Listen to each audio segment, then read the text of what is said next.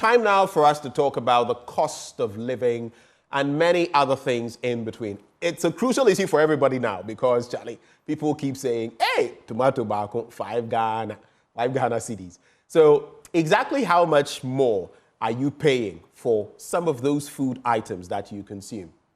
We'll be telling you about our basket, some of the things that the Ghana Statistical Service takes consideration of when they put these figures forward. You know that inflation has dipped marginally, you could say.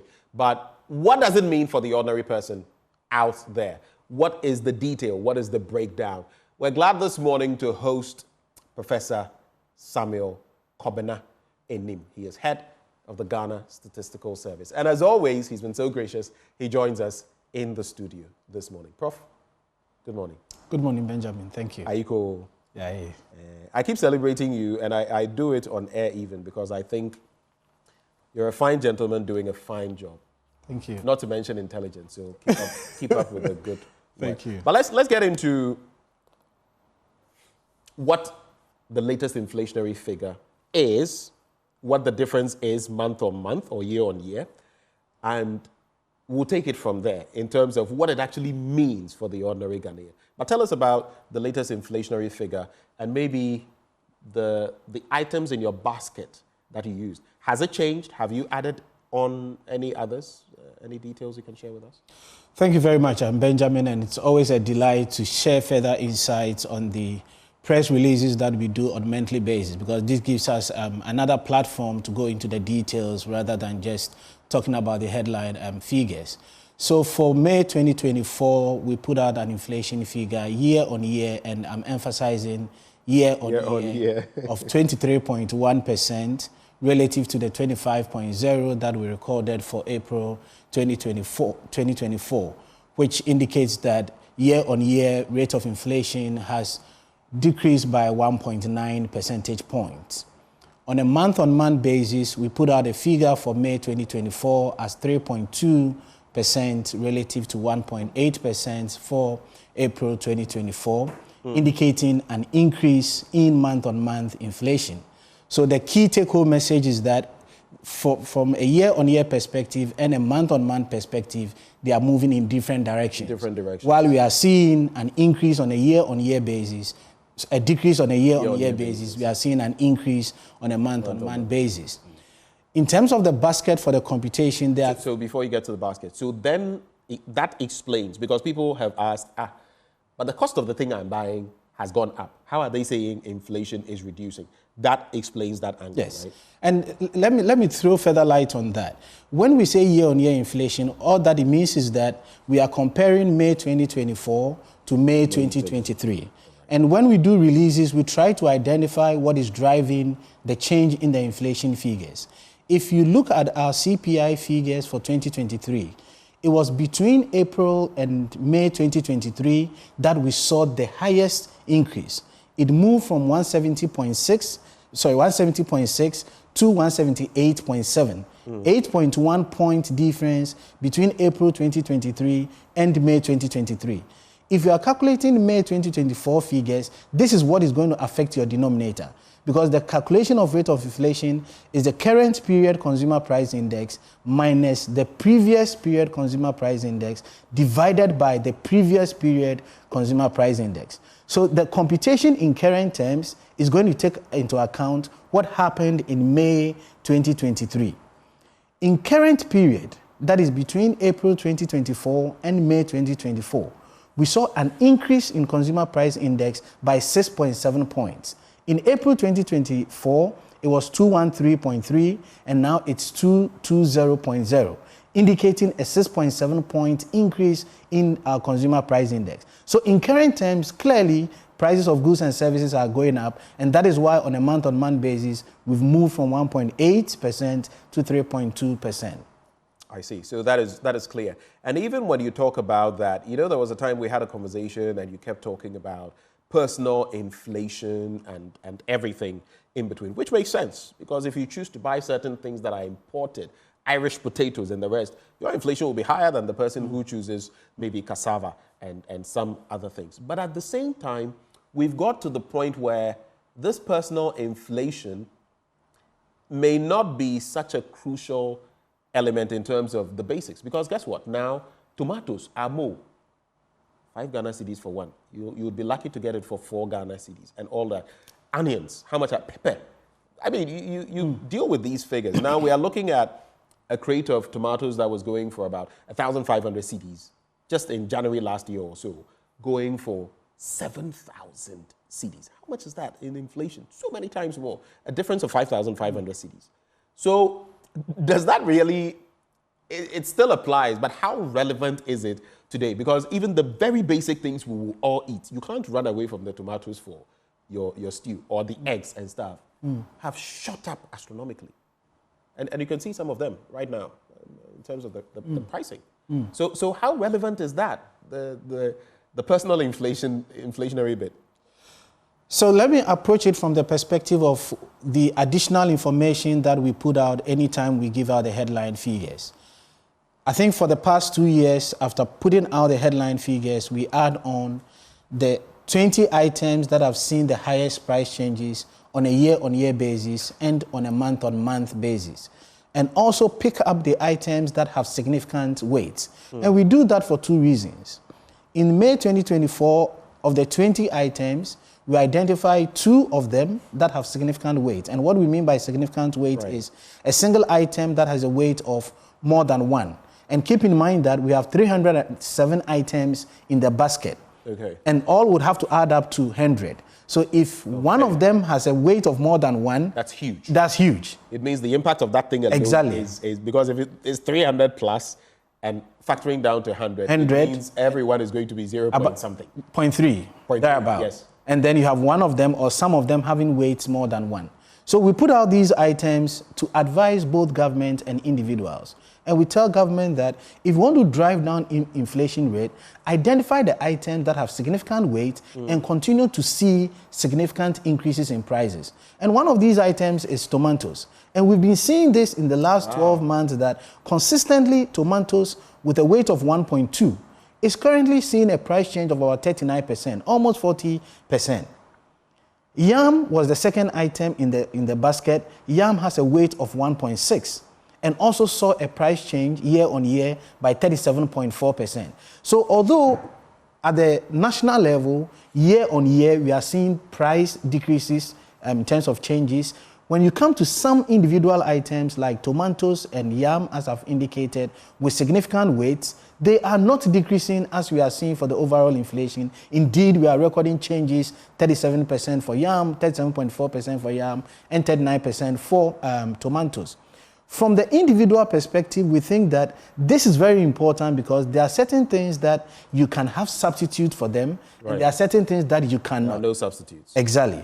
As you rightly said, if you look at your basket of consumption and you say that you cannot do away with tomatoes, then that is what it is. You have to deal with it. But if it comes to something like yam and you can have an alternative to it, and we are telling you that prices at certain point in time show significant changes for some commodities like yam, then as an individual, you need to see how you adjust your basket when you think about your personal inflation. And that is why we've provided that too. And if you look at, for example, the figure, the chart we're looking at currently, look at them.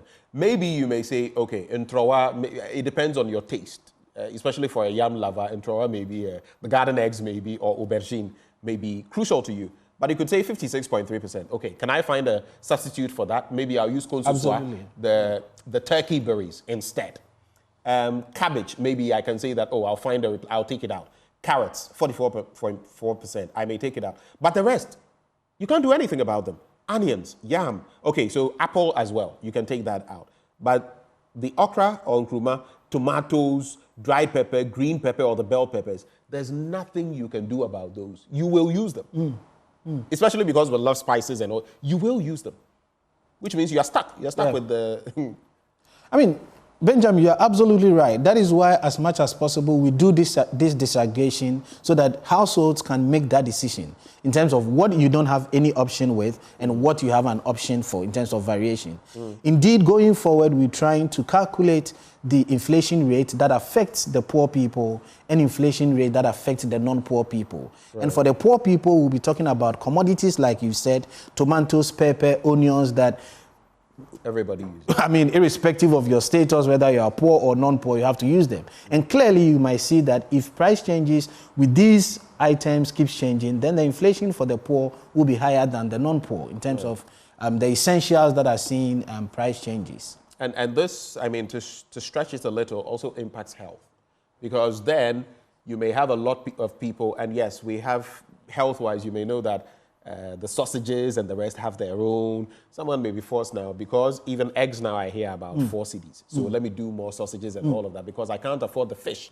The fish is what, 20, 25, 30 cedis plus. I can't afford it, so I'll make do with this. But you're eating that consistently, and you don't know what you may be getting from there. I'm not demonizing anyone's product. I'm just saying that health-wise, some of the things we know. But let's now come to the basket. What goes into the basket? Have you added on any items? What is the story there?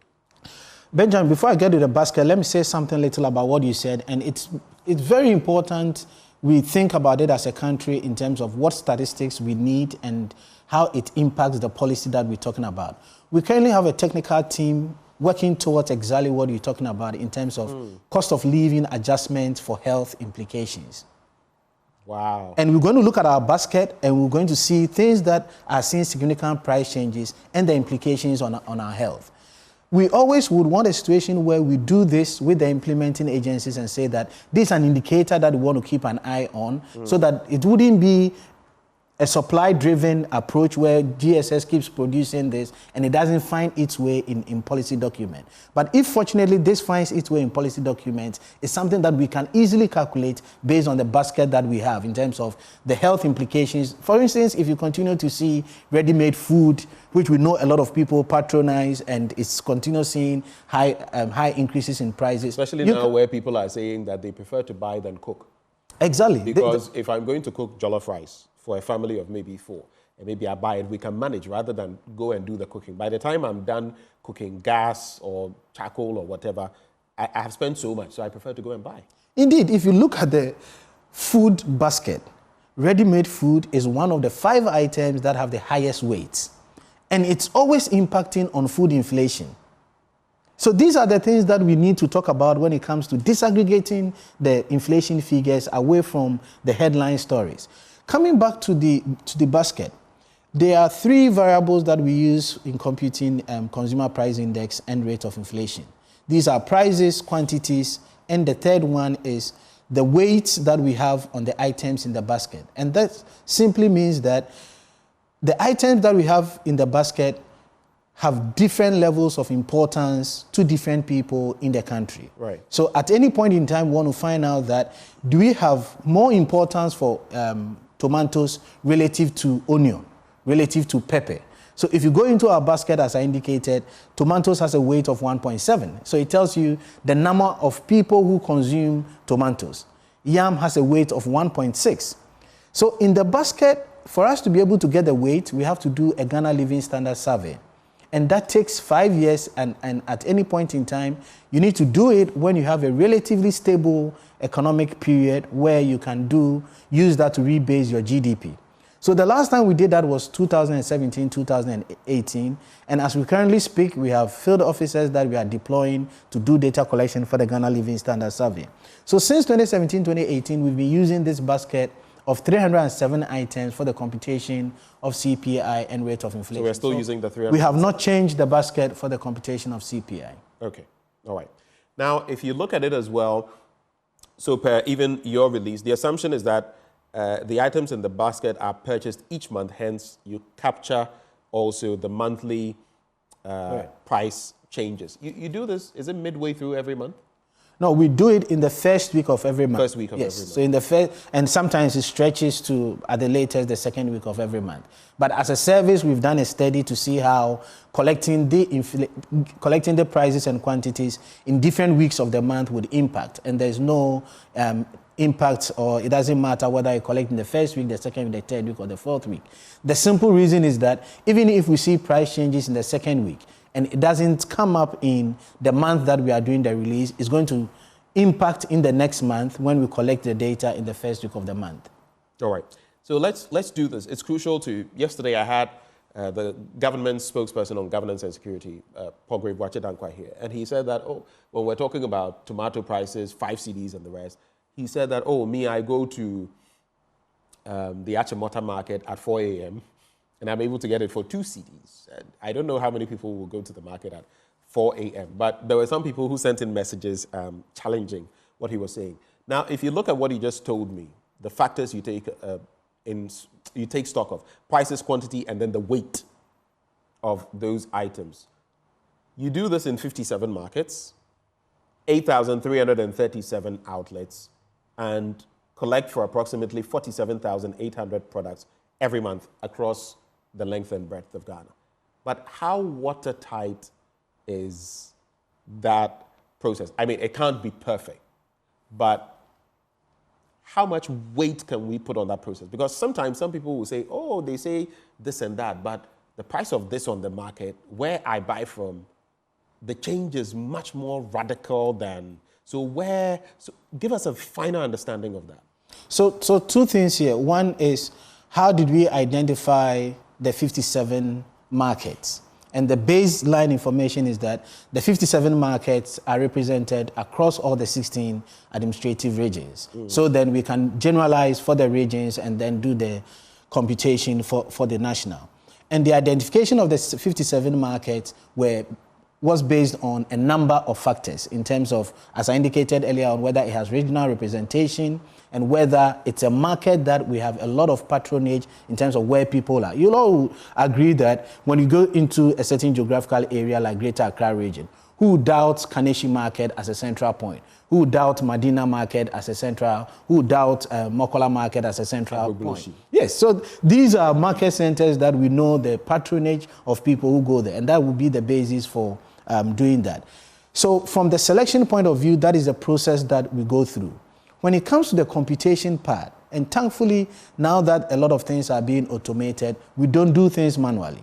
Once the data is collected at the regional level, it goes through a procedure that we call reproducible analytical pipeline. And all that it means is that once the data collectors put the data in the system, we check for any outliers that we have. The regions will do that. Then when it comes to HQ, we do the same. So there's minimal human intervention in the processes of computing it. And we have certain benchmarks and we see that a particular price has gone up by, let's say, 25%. We quickly will call the regional statistician, we'll follow up with the data collector to double check whether that price change is real, especially when it doesn't conform with neighboring regions and that. So we have protocols for quality assuring the processes both from the sampling point of view and the computation point of view in arriving at our figures. Okay, so in other words, what's the term they use? The margin of error is minimal. Very minimal.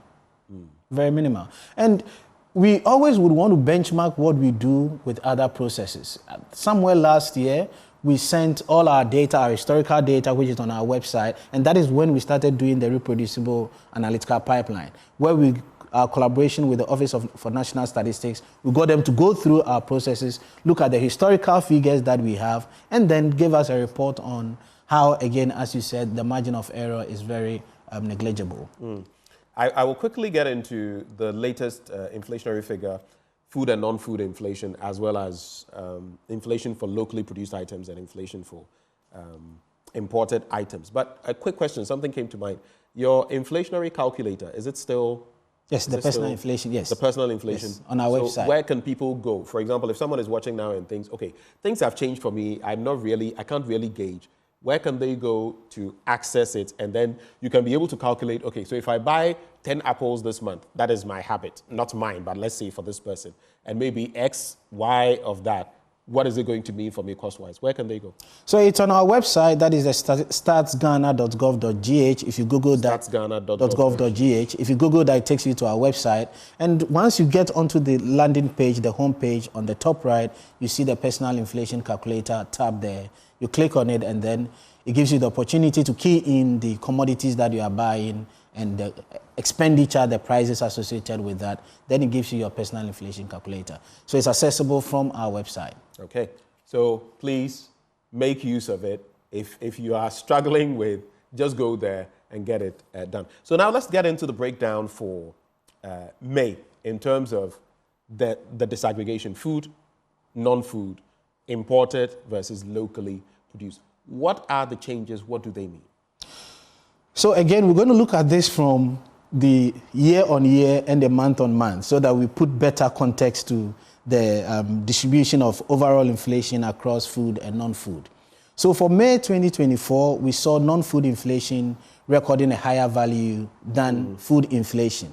So non-food inflation was 23.6%, food inflation was 22.6%, indicating a 1 percentage point difference between food and non-food inflation. Benjamin, quickly the next thing is, between food and non-food, which of them has the highest weight when it comes to the computation of overall inflation? Yeah. Food and non-alcoholic beverages has a weight of 42.7%. 42.7. 42.7%. And non-food inflation has a weight that is the half of it, which is 57.3%, giving us the 100% for food and non-food inflation. So anytime you see non-food having a higher rate of inflation, in this case 23.6%, with a higher weight of 57.3%, it tells you that the inflation that we recorded in May 2024, overall inflation, was influenced by non-food inflation. Because one, it recorded the highest rate of inflation, and two, it has the highest weight. So clearly, non-food inflation is contributing more. In terms of food inflation, what we are seeing over time, again from a year-on-year basis, is that since December 2023, it had a share of more than 50% of the total weight. But gradually up until, that is 6 months on, that is May 2024, its share has reduced to about 42.1%. And for us, it's not surprising given the analysis that I've just done. With food inflation being 22.6%, lower than non-food inflation, and with a weight of 42.7%, its share would definitely be less than half. That is why in May 2024, we are seeing a figure, a share of about 42%, that is about 2/5 of it. The storyline is not different when you look at month-on-month inflation. Month-on-month inflation, again, non-food inflation was 3.6% as against 2.7% for food inflation. Again, indicating a 0.9 percentage point difference between non-food and food inflation. This is where the conversation on disaggregation is very important. Benjamin, overall month-on-month inflation for May 2024 was 3.2%. We have 13 divisions for the computation of the overall inflation. And of the 13 divisions, food and non-alcoholic beverages is one of them. All the other 12 are non-food inflation. Of the 13, transport is one of them, and transport had a month-on-month inflation of 10.6%, compared to an overall inflation of 3.2%.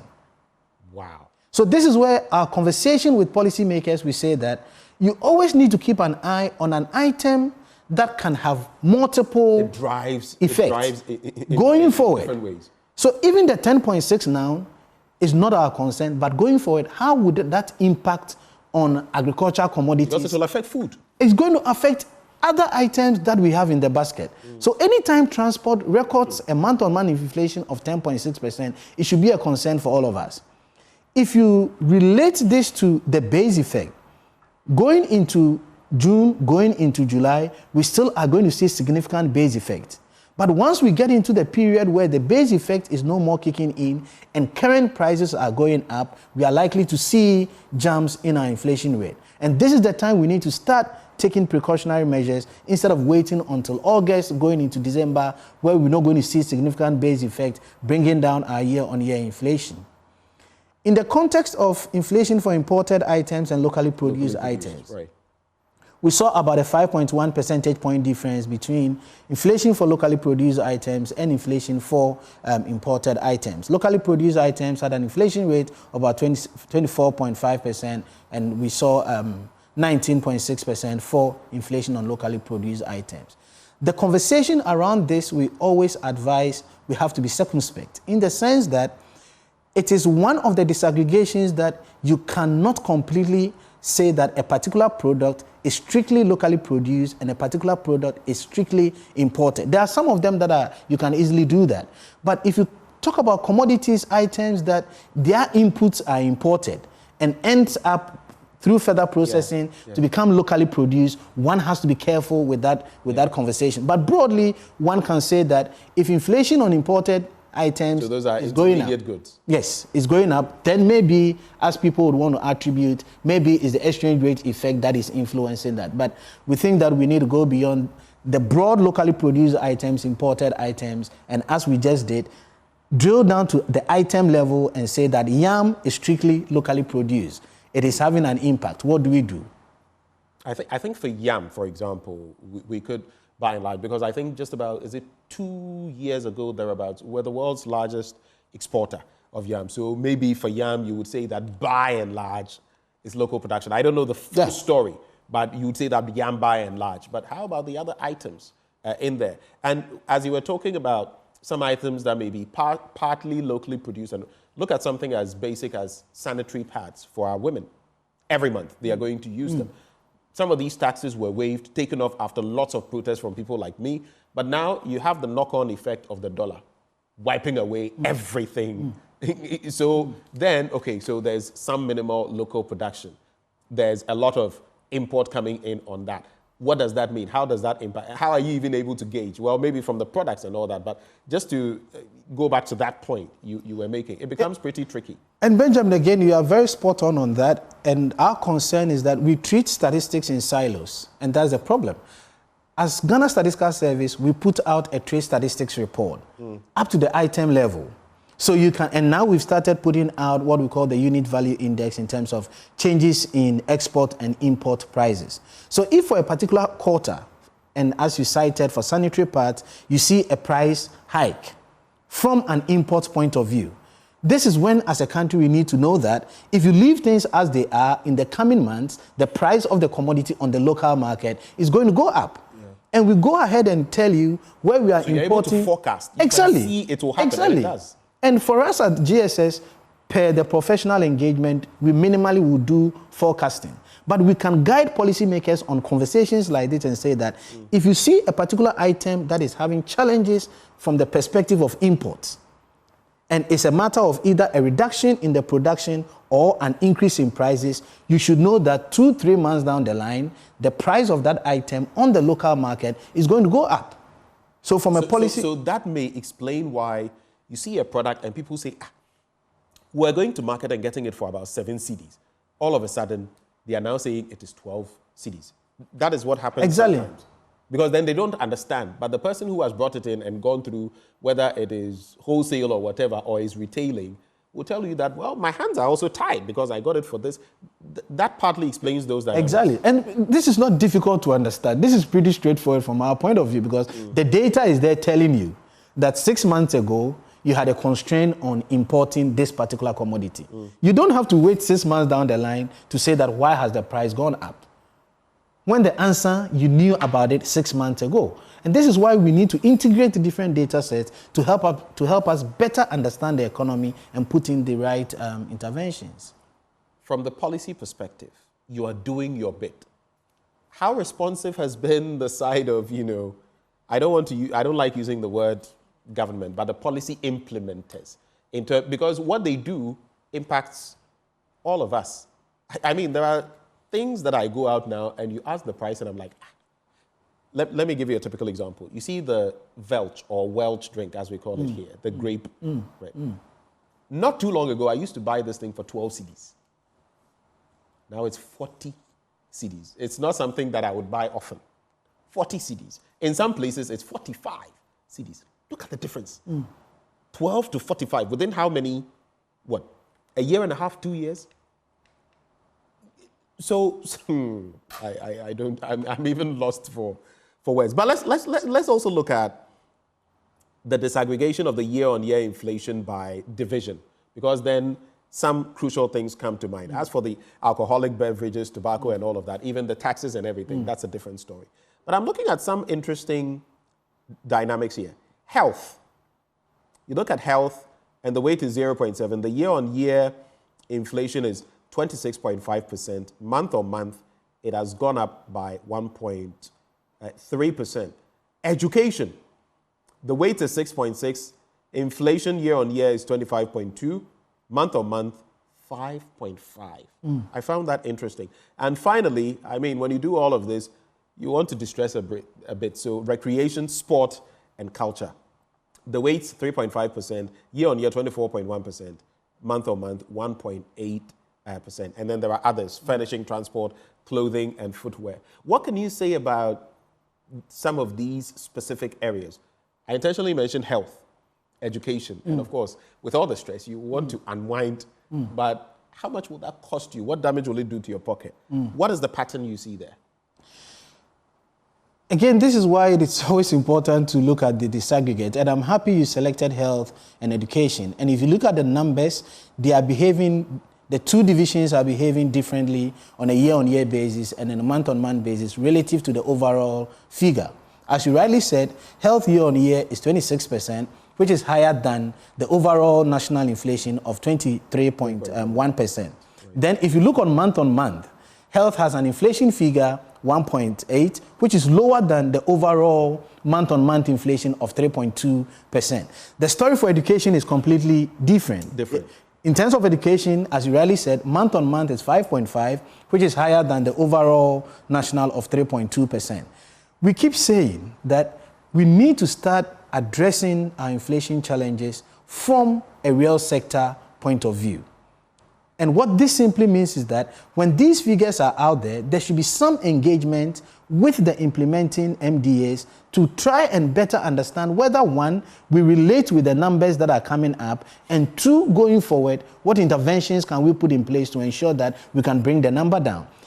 I've said it severally, if we want to fight inflation only from a monetary sector point of view, leaving it solely with the Bank of Ghana, the central bank, to do that, we may suffer bringing down inflation.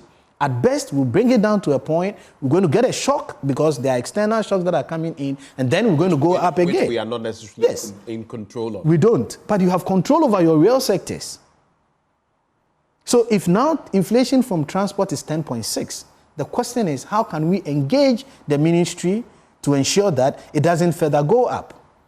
In other words, being proactive rather than reactive or reactionary. This has been the argument. We definitely have to be proactive looking at the historical data. And the historical data is always available. And this is what I said. We have consumer pricing indices on our website ever since we started calculating inflation. And since it's always the current based on the previous, if you don't look at the previous, we'll have challenges. What else can we do? The central bank, yes, but what else can be done? Look at where fuel prices are now. About 14, I think 14.5, 14.9. And if you are going for the premium fuels, the V-Powers and the 195s, whether it's Goil, Total, or Shell, or any others, Zen, whatever, you are looking at 15 plus, above 15 cedis. If you look at the knock-on effect, if you want to go for a premium fuel, it's almost a cedi per liter. Multiply that. So what can we do? What really, beyond the central bank, what can be done? Let me share with you what we're doing at the service now, and we're calling it the National Data Partnership to harness the power of data. National Data Partnership to harness the power of data. And all that we are trying to do is that sit with the ministries, let them tell us the data that they have, let us compare it with the data that we have, and then jointly let's see how that relates to their policies. You asked an earlier question in terms of, from a policy point of view, whether we are seeing some responsiveness in terms of the work that we are doing. I must say that we are seeing some engagement. It is differential and it is slow. And this is what we want to hasten and make it cross-cutting across all the ministries. A recent example is our engagement with the Ministry of Food and Agric. Benjamin, as we speak, the ministry can fully explain and anticipate the price increases from tomatoes' point of view, because they are collecting data and they are fully aware that we had challenges with tomato production in the first quarter of 2024. From the farm gate perspective, they have a sense of how prices have jumped up in terms of tomatoes. So once we come in from a consumer side and say that prices have also gone up, then it resonates with what they have. That is not what we want. But if this conversation is happening regularly, then at any point in time, we need to ask ourselves, at what point do we see the highest changes in the prices of tomatoes? Is it that it was solely because of production, Or is it that it was a warehouse issue? Is it that it was a transport issue? And I'm happy next week, as you are aware, we are doing this convening on food security, which is just giving us an opportunity to further engage with the ministry so that as a country, can we say that if you are self-sufficient in a particular commodity, it means you are food secure. It doesn't happen like that. So we are hoping that this conversation will happen with all the ministries where they bring their statistical targets, they bring their administrative data, we reconcile that with the population-based data that we have and see whether our interventions are yielding results. And from our point of view, we are advising that Parliament should have a second look at the criteria for signing off a policy. And our little input is that if a policy doesn't have statistical targets, we don't have to sign it off. Because there wouldn't be any basis for measuring progress. So there's still a lot of work to be done. I have some very interesting questions for you. I'll go back to the table, but before I do that, so is that to say that this lack of control beyond the central bank, proper regulation, is what accounted, for example, we started seeing a downward trend, a spiral in inflation. It hit, was it 22 point something or 23 thereabouts? And then it jumped again to 25, above 25. And now it is coming down again. Are these some of the reasons that sometimes we see those spikes? Is that part of it? So multiple reasons here. And the first one that I can confidently talk about is the base, which I've explained. So anytime you see the inflation figure going up, what you quickly have to check is it mainly being influenced by the base? Like I've explained, the drop of 1.9 percentage points in May 2024 was largely because of the base. Okay. If we see an increase in current terms, as I said, in current terms, consumer price index rose from 213 to 220. In current terms, we are seeing that. And then I tell you that transport saw a change of 10.6%. Then you ask yourself, what is the source of transport? Right. If it's mainly what's causing that? Exactly. If it's mainly a production issue, an exchange rate issue, depending on the source of what goes in there, you identify it. The good thing is that if you go into transport, you see the component of fuel, you see the component of spare parts, you see the component of trotro fares. So we further disaggregate the sources of inflation for transport into the different areas as I've explained. And then the policymaker can easily say that, no, for spare parts, it is merely an exchange rate issue. For trotro fares, no, let's engage, for instance, the GPRTU and see how we can do the negotiations to slow down the rate of increase. And whether that aligns with the increases in fuel is another conversation. And this is why I'm saying that there should be a real sector engagement when we want to bring down inflation rather than leaving it solely for the central bank. Let's now look at, I just want us to take a look, because very recently, I believe it is Dr. Stephen Amoah that I heard, Deputy Minister for Finance, talking about the harvests that are coming, the planting or the harvest season, and the fact that food prices are going to go down soon. Of course, he didn't make it so categorical. There were caveats. But is that something we are likely to see based on, so if you look at the trajectory and where we are, both locally produced food items, let's focus on food, and imported food items, vis-a-vis whatever bumper harvest we may have, is that a likelihood? Benjamin, I made a point earlier on, and I'm going to state it again categorically. If you are self-sufficient in a particular crop, it doesn't mean that it's accessible to people in Ghana. And I can give you very basic reasons.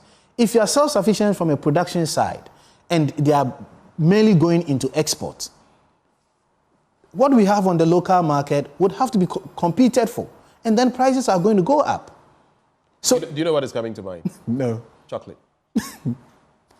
Yeah. We produce, and I know there's been a dip in production of cocoa and all of that, but how many Ghanaians can afford chocolate? How many consume chocolate?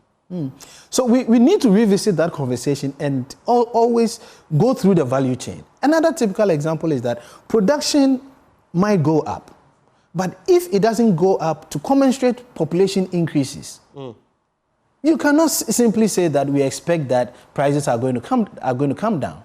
If production goes up and transportation, warehousing, and all that are not in place, you cannot simply say that that will lead to a reduction in prices. Historically, there has been that trend, but let us go to the numbers and say that the extent of increases in production is the same as we see when it comes to reduction in prices. And definitely the answer will be no. And that is what is going to take us back to say that, are we exporting when we have high production? Are we seeing a lot of price increases across the different value chains for which will not lead to price reduction at the consumer point? Then we can get a better appreciation of this conversation. All should be based on the numbers rather than what generally we think it is. And it should be very disaggregated at the item level because items will behave differently. Yeah. If the item is not cash crop, is not for the population consumption, not a food crop, they will behave differently. In other words, the micro level disaggregation is where the devil is. That is where you get to see the true picture, not the general, disaggregation. As you go further down, you get to see better how the products are behaving and what the causative factors could be. I mean, a conversation that going forward I want us to have is what I'm terming domestication of official statistics in Ghana. And this is exactly what you've talked about, domestication of official statistics in Ghana. And that is why this week we've launched the Multidimensional Poverty Index at the district level, and even at the district level, we want to go to the locality level. So the domestication would happen at two levels, one at the sectorial level and two at the MMDA level, that is the subnational level. And going forward, we're going to ask ourselves, as a country, what statistics do we need? One of the questions that I keep asking myself is, why haven't we given poverty, food insecurity, the same prominence that we are giving to inflation and GDP? We've already been told that on the back of COVID, almost 1 million people have fallen into poverty. How are we dealing with that? That's what you're saying. And I'm saying that it is not the responsibility of the National Statistical System to define the statistics that has to be produced. It's the policymaker that says that I have these interventions in my policy document. Produce these statistics to fit the interventions that I have in the policy document. That is why we're saying that every policy document should have statistical targets. And it's one of the commendations that I have for the Planting for Food and Jobs too. It has statistical targets in there, and the ministry wants to take the step forward to say that GSS, can we validate these baseline figures? And that is what we should do across all the ministries. It's not just having the statistical targets, but how realistic are those statistical targets, and going forward, how realistic are the projections, and who is going to monitor and evaluate those projections? Yeah. These conversations are not happening.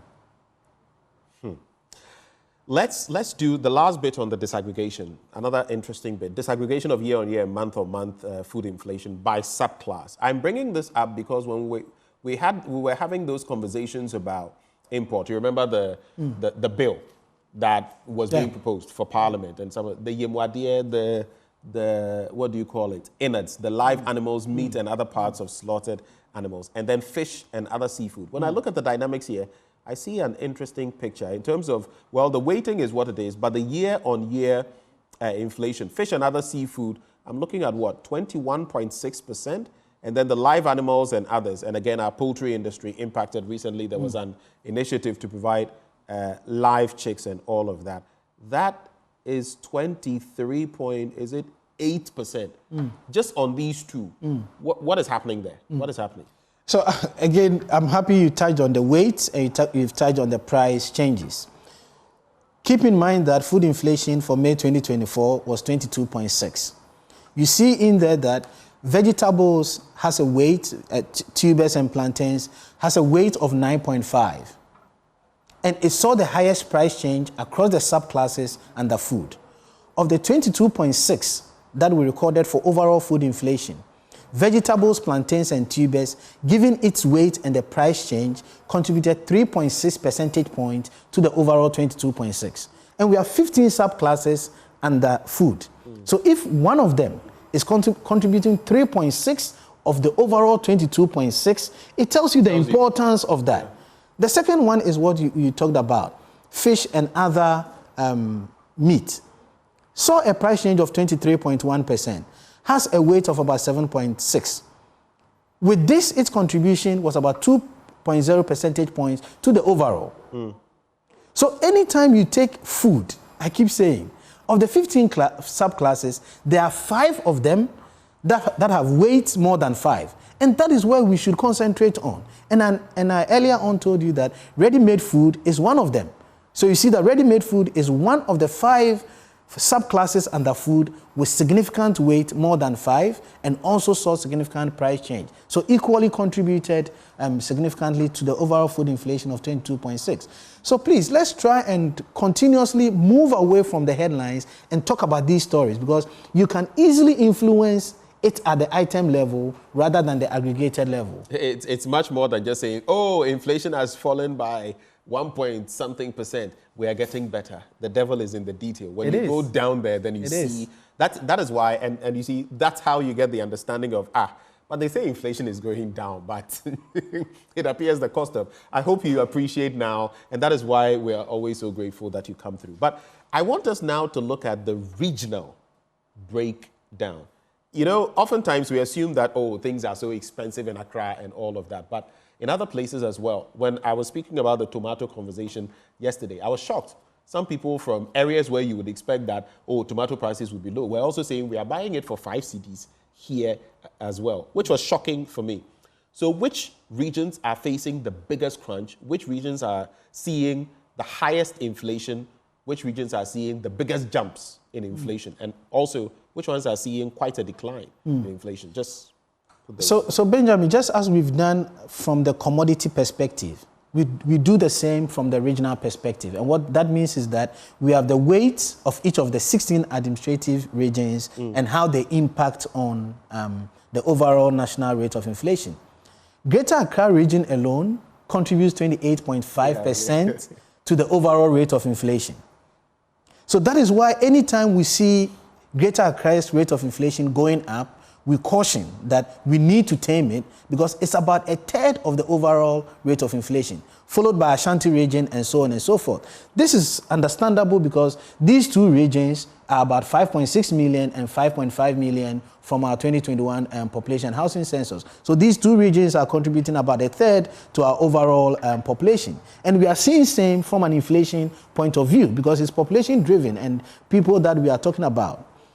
Now, Greater Accra region gradually is moving up. About 6-7 months, we saw Greater Accra region recording very low rates of inflation. If I recall very well, it's ticking up again. It's ticking up again, Greater Accra region. Now, the region that has the lowest rate of inflation is Oti region, with a rate of inflation of about 10.3%, and Upper East region having the highest rate of inflation of 35.6%.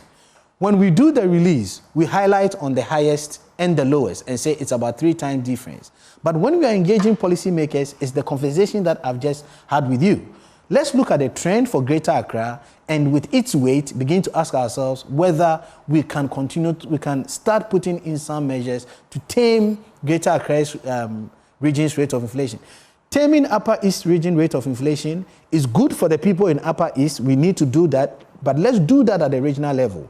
But if you want to tame overall inflation, you don't go and say that Upper East has the highest rate of inflation of 35.6%, so at a national level, let me go and do that. It's going to impact minimally. So 2 quick things there. I am surprised, first of all, that the Upper East has the highest rate of inflation, 1. And then 2, if you tame inflation in Greater Accra, or if you are unable to tame it, how does it impact the rest of the country? Is it because of the imports that come in and how some of them, you know, there's a different, I don't know how to put it, but there are some things that will come from the rural areas to the urban areas and others that will come from the urban areas to the rural areas. So by the time they leave here and get there, cost has increased. What are the dynamics? So from the perspective of Upper East region, from the release that we did with the 35.6 for Upper East region, alcoholic beverages recorded the highest price change, and it has a significant weight of 0.8 within the divisions for the Upper East region, and saw a price change in excess of 60% for May 2024. So that was the main driver for Upper East region recording that.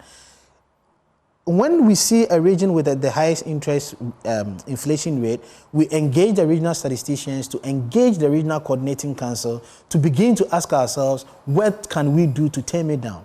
One of the regions that heeded this approach was the Western North region. You recall a few months ago, Western North region was recording the highest rate of inflation. Yeah. We engaged, and they took this to the traditional level, and now Western North region is one of the regions with the lowest rate of inflation. Indeed, it is the region that has seen the significant drop between May 2023 and May 2024. Even when it comes to food inflation, yes, they are second from the bottom, which is a good thing because their exactly. inflation is the second lowest compared to OT. But 9 months ago, it wasn't the story. So and again, I come back to domesticating official statistics at the lowest level of our geography. Your second question is very important in terms of Greater Accra region and its impact on the other regions. Anybody who says that it is direct, it is indirect, will not help the conversation going forward. It should be item-based. Which item is coming into Greater Accra and from where and how is that impacting? Which item is going out of Greater Accra, and that is why we distinguish between locally produced items and imported items. If it's locally produced items and it's food, then if it's coming from somewhere, you need to think about how that is impacting from a transportation point of view on Greater Accra. If you are thinking about imported item, the item gets to Tema. That is the first port of call, and then as it goes out of Greater Accra, again, how does the price change? So this conversation can only be done at the item level rather than generalizing in terms of how Greater Accra distributional issues impact the other regions. Having said that, the final point I will make here, so Greater Accra and Ashanti. I don't know what weighting you give to Ashanti, whether it's just below the Greater Accra region. What is the impact on the other belt or on the rest of the country, the Ashanti region? And generally, beyond what you said, how can we tame inflationary pressures, whether regionally and even nationally? What then would be the approach? If you had been given the free hand, do it, what would you do beyond the central bank? So, if I recall correctly, the Greater Accra, as I said, is about 28.5%. Ashanti region, I know it's about 10-11%. So I know the two regions in terms of weight. What's Greater Accra again? 28.5. 28.5. Yes. And Ashanti? And Ashanti is about 11 thereabout. I need to confirm that. But the two regions, as I said, contributes about 2/5 that I can say to overall inflation. So the other 14 regions would have to compete with the 3/5 that is left. So that tells you the impact of these two regions when it comes to computation of... Because this is almost 40%. Yeah, so 2/5. Add those, 28.5, 11, that's 39 point something. Correct. So. Correct. So that is the weight of Greater Accra and Ashanti region. My reflection on how to deal with this, sorry if I have to repeat this, we need to own the statistics at the lower level of geography. Regional ministers should be more interested in the rate of inflation and let us not treat inflation as a national level engagement. I did say earlier on that we have the other 14 regions that would have to share the 60%. They wouldn't impact so much on the national level, but the people that you have in your region might be experiencing significant price changes. So if we have a system where regional ministers go to regional coordinating council meetings and say that our agenda item is to drill down the inflation figure and see the price changes that our people are experiencing, that is the only way we can address the rate of inflation. In other words, regionally, in tackling the national problem, we must go down to the regional problem. And this is the domestication I'm talking about. Treat it right regionally and treat it sectorally.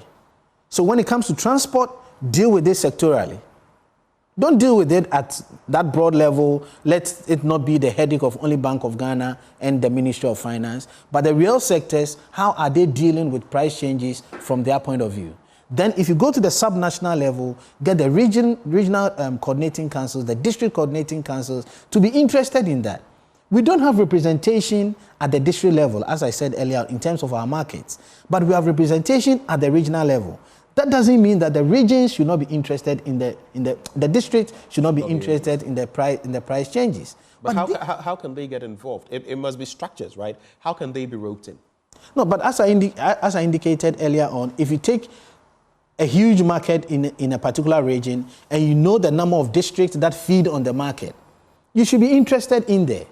And you can come to us and say that, can you give us the average prices? I say inflation is an outcome statistic, but the prices are what we use in calculating it.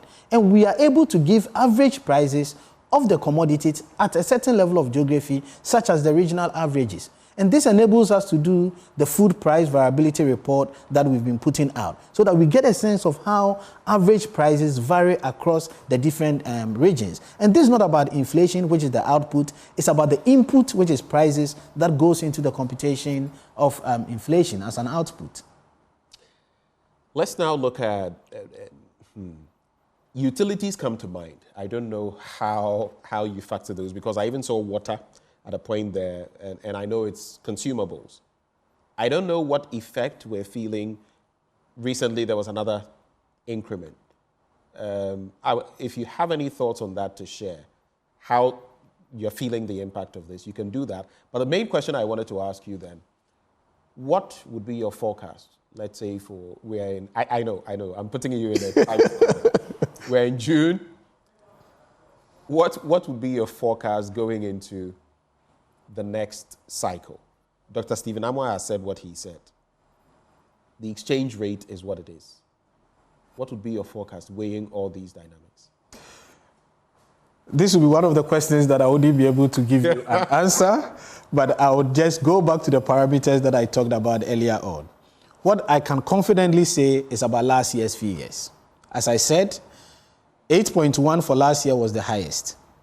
Going into May, June next year, we have about 5.0, and going into June, July, we have about 6.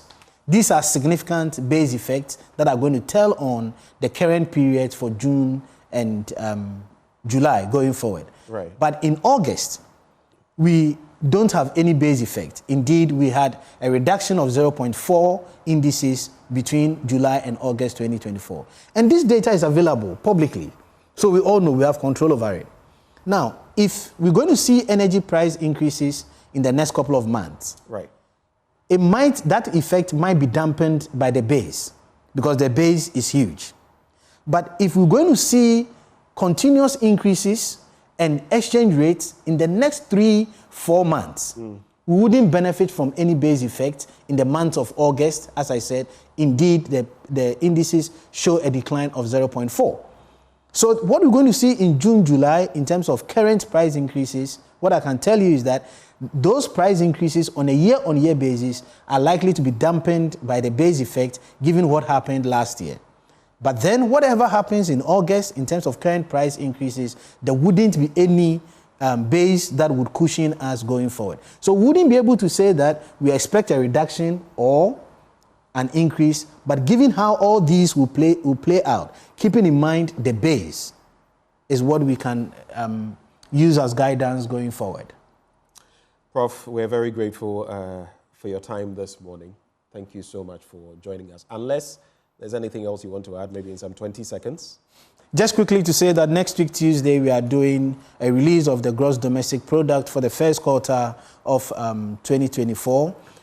Wednesday, Thursday, we are doing a maiden release of the Multidimensional Poverty Index and a national dialogue on the computation of multidimensional poverty and food insecurity. The week after, that is 26th June, we're going to release the National Human Development Report, an exercise that we've done in collaboration with the United Nations Development Program.